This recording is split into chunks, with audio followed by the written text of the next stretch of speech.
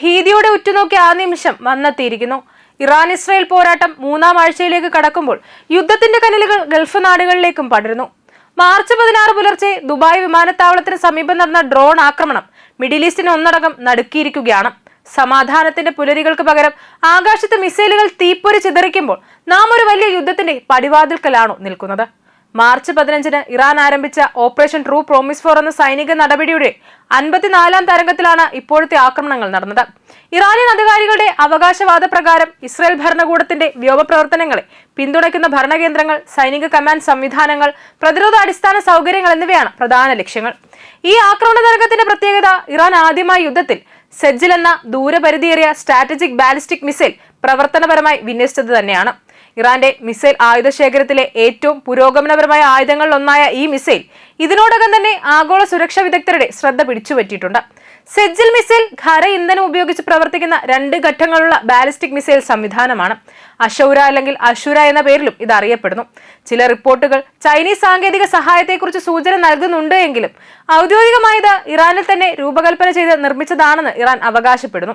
1980കളുടെ അവസാനത്തിൽ മുതൽ സേവനത്തിലുണ്ടായിരുന്ന ഷഹാബ് ശ്രേണിയിലെ ദ്രാവക ഇന്ധന മിസൈലുകൾക്ക് പകരം വിന്യസിപ്പിച്ചതാണ് സെജ്ജിൽ.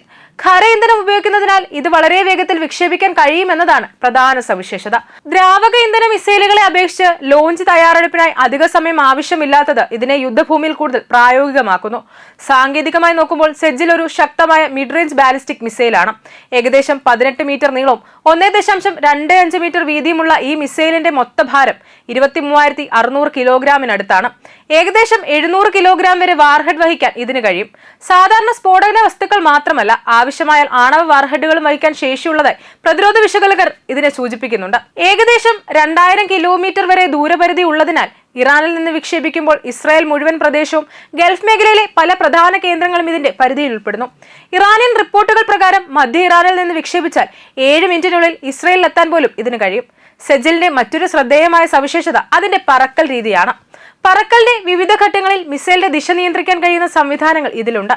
ഈ കഴിവ് കാരണം പരമ്പരാഗത മിസൈൽ പ്രതിരോധ സംവിധാനങ്ങൾക്ക് ഇതിനെ തടയുന്നത് വളരെ ബുദ്ധിമുട്ടാണ്. ഇസ്രായേലിന്റെ പ്രശസ്തമായ അയൺ ഡോം പോലുള്ള പ്രതിരോധ സംവിധാനങ്ങൾ പോലും ഇതിനെ നേരിടുന്നതിൽ വെല്ലുവിളി നേരിടുമെന്ന് വിദഗ്ധർ വിലയിരുത്തുന്നു. ഈ അപ്രതീക്ഷിത ചലനശേഷി കാരണം തന്നെയാണ് സെജ്ജിലിന് ഡാൻസിക് മിസൈൽ എന്ന വിളിപ്പേര് ലഭിച്ചത്. കൂടാതെ സെജ്ജിൽ 2 പതിപ്പിൽ ഉപയോഗിക്കുന്ന ആന്റി റഡാർ കോട്ടിംഗ് സാധാരണ റഡാർ സംവിധാനങ്ങൾക്ക് ഇതിനെ കണ്ടെത്തുന്നത് കൂടുതൽ ബുദ്ധിമുട്ടാക്കുന്നു. സെജ്ജിൽ മിസൈലിന്റെ വികസനം 1990കളുടെ അവസാനത്തിലാണ് ആരംഭിച്ചതെന്ന് വിവിധ പ്രതിരോധ പഠന കേന്ദ്രങ്ങൾ സൂചിപ്പിക്കുന്നു. മുൻപ് ഇറാൻ വികസിപ്പിച്ച സെൽസൽ ശ്രേണിയിലെ ഷോർട്ട് റേഞ്ച് മിസൈലുകളുടെ സാങ്കേതിക അടിസ്ഥാനത്തെ ആശ്രയിച്ചാണ് ഇതിന്റെ രൂപകൽപ്പന. 2008ലാണ് സെജ്ജിലിന്റെ ആദ്യ പരീക്ഷണ വിക്ഷേപണം നടന്നത്. അന്ന് മിസൈൽ ഏകദേശം 800 കിലോമീറ്റർ ദൂരം പറന്നതായി റിപ്പോർട്ടുകൾ പറയുന്നു. പിന്നീട് 2009 ഇറാൻ സെജ്ജിൽ 2 എന്ന മെച്ചപ്പെടുത്തിയ പതിപ്പ് പരീക്ഷിച്ചു.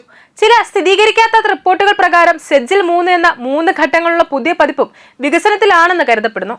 ഇതിന് ഏകദേശം 4000 കിലോമീറ്റർ വരെ ദൂരപരിധി ഉണ്ടായേക്കാമെന്നാണ് സൂചന. ഇസ്രായേലിനെതിരെ നടന്ന പുതിയ ആക്രമണങ്ങളിൽ സെജ്ജിലിന്റെ ഏത് പതിപ്പാണ് ഉപയോഗിച്ചതെന്ന് ഇതുവരെ വ്യക്തമായിട്ടില്ല.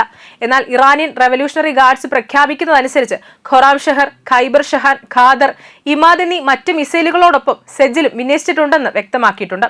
കുവൈറ്റിലെ അൽ ഹരീർ വ്യോമത്താവളം, Ali al Salem airbase, camp Arifjan തുടങ്ങിയ സൈനിക കേന്ദ്രങ്ങൾ ആക്രമണ ലക്ഷ്യങ്ങളായിരുന്നുവെന്നും ഇറാൻ അവകാശപ്പെടുന്നു.